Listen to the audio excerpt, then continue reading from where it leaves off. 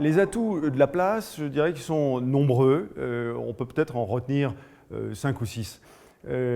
Pour moi, le premier, le plus déterminant sur cette question, c'est la création de ces nouvelles chambres internationales. Je dis création, je devrais dire déploiement, puisqu'elle est ancienne au tribunal de commerce de Paris, mais elle est nouvelle à la cour d'appel, et c'est un élément déterminant. C'est inconcevable de convaincre un grand opérateur international de faire usage du droit français sans avoir un service après-vente de premier niveau.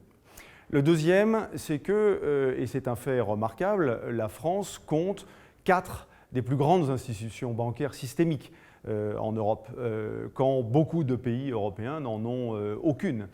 BNP Paribas, Société Générale, Crédit Agricole, le groupe BPCE, Natixis, 4 établissements majeurs pour l'union bancaire et l'union des marchés de capitaux. Quand vous regardez l'Allemagne, il n'y a que Deutsche Bank et Commerz. L'Italie n'en a qu'une seule, avec Unicredit, et l'Espagne n'en a qu'une seule, c'est Santander. Dans aucun autre pays de l'Union, il y a ce même tissu. Et ça ne s'arrête pas au monde bancaire, c'est aussi vrai dans le monde de l'asset management, où des acteurs comme Amundi figurent parmi les premiers asset managers du monde, ou l'assurance, avec des groupes comme AXA.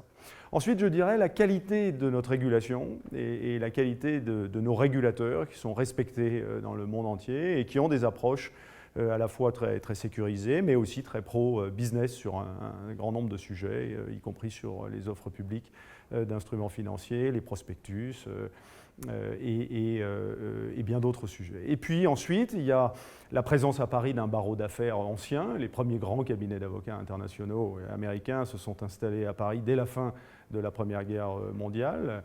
Et depuis 1990, la plupart des grands cabinets anglais se sont installés et ont considérablement prospéré. Et puis je dirais enfin, mais sans doute par des formations professionnelles, que l'université aussi a apporté sa pierre à cet édifice. Et nous avons des formations en droit bancaire et en droit financier qui sont considérées par tous nos grands compétiteurs internationaux comme de premier niveau.